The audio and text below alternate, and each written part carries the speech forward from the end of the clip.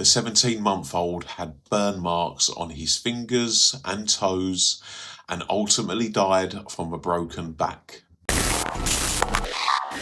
Hello true crime fans, welcome to Behind the Yellow Tape. Today we dive into one of the most painful episodes in the history of UK child protection, the death of Peter Conley, known as Baby P.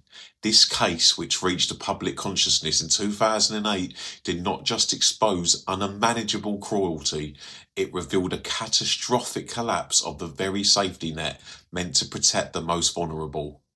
In this video, we will explore the detailed abuse, the tragic systematic failures that led to his death, the immense public and political fallout, and the lasting, often paradoxical impact this case had on social work and safeguarding in the United Kingdom. Peter Conley was born in London in March 2006. His life was tragically short, ending just 17 months later in August 2007. The abuse was carried out by his mother, Tracy Conley, her boyfriend, Stephen Barker, and Barker's brother, Jason Owen. The critical context here is that Peter was already a known concern. In December 2006, when he was 9 months old, he was placed on the Haringey Council Child Protection Register under the category of physical abuse and neglect. This designation should have triggered the highest level of vigilance, yet over the subsequent 8 months during which he was seen by professionals, social workers, health visitors and doctors on over 60 occasions, the abuse intensified unchecked. This confront the devastating catalogue of injuries revealed by the post-mortem. This was not a single unfortunate incident. It was a prolonged systematic torture resulting in more than 50 separate injuries. The medical evidence was graphic and overwhelming. Little Peter suffered from a fatal spine injury.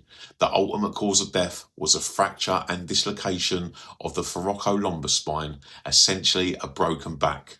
The force required to inflict such an injury on an infant is extreme, and it was a direct failure that a paediatrician who examined Peter just 2 days before his death missed this severe trauma. Peter suffered 8 fractured ribs on his left side, indicating repeated blows over time, and a fractured shin bone.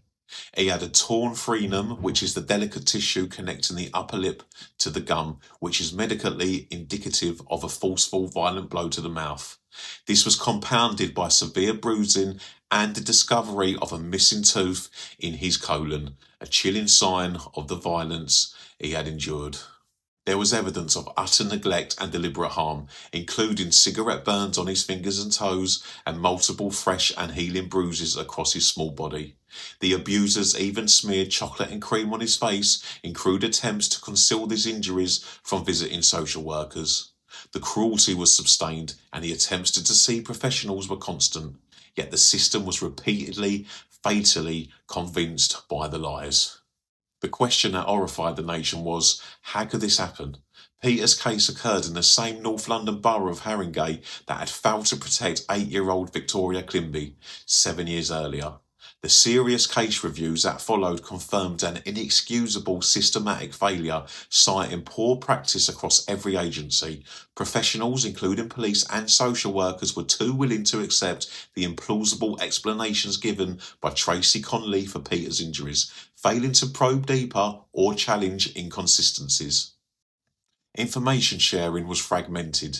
The police, health services and social services were not effectively connecting the dots on the multiple reports and visits. The absence of crucial medical reports at Peter's Child Protection Conference, for instance, contributed to the decision to leave him at home. There was tendency to focus on adherence to written procedure rather than exercising professional judgment and acting decisively in the face of obvious danger. In November 2008, Tracy Conley, Stephen Barker and Jason Owen were convicted. The charge was causing or allowing the death of a child, a verdict used when it's clear a child died from non-accidental injuries inflicted by someone in the household, but it cannot be proven which adult delivered the fatal blow. The three were sentenced in May 2009. Stephen Barker received a life sentence with a minimum term of 12 years, which reflected his additional concurrent conviction for brutalising another 2-year-old girl. Tracy Conley was given an intermediate sentence for public protection, or an IPP, with a minimum term of 5 years. The IPP meant she was held until the parole board deemed her safe, leading to a much longer period of incarceration than the minimum tariff. Jason Owen also received an IPP, later converted to a fixed sentence of just 6 years on appeal.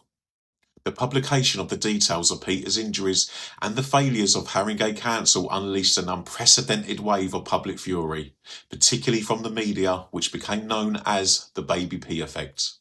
The fallout was immediate and dramatic. The then Children's Secretary, Ed Balls, took direct, decisive action. Sharon Shoesmith, the Director of Children's Services at Haringey Council, was famously dismissed from her post on live television. This move, while popular with the public, was later found by the courts to be unfair, highlighting the intense political pressure exerted by the media sensation.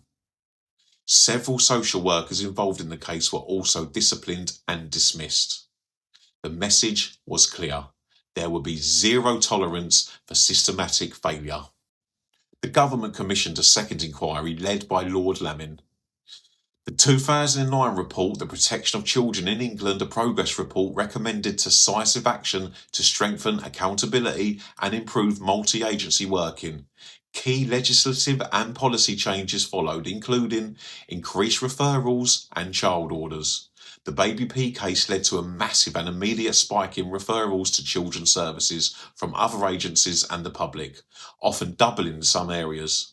This was driven by a fear of missing the next Baby P and a cultural shift to err on the side of caution. This surge, however, put enormous strain on already under-resourced social workers. The culture became overly defensive, focusing intensely on following procedures and documentation to ensure accountability if anything went wrong, sometimes to the detriment of building trusting relationships with families.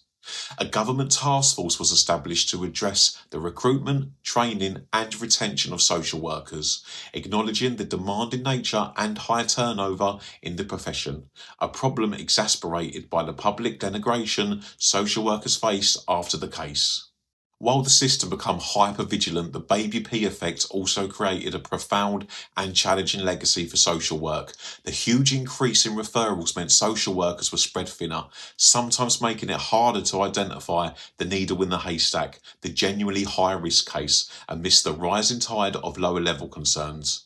The constant media criticism and negative public opinion contributed to a decline in morale, difficulties in recruiting high-caliber staff, and a high reliance on temporary agency workers in crucial child protection roles.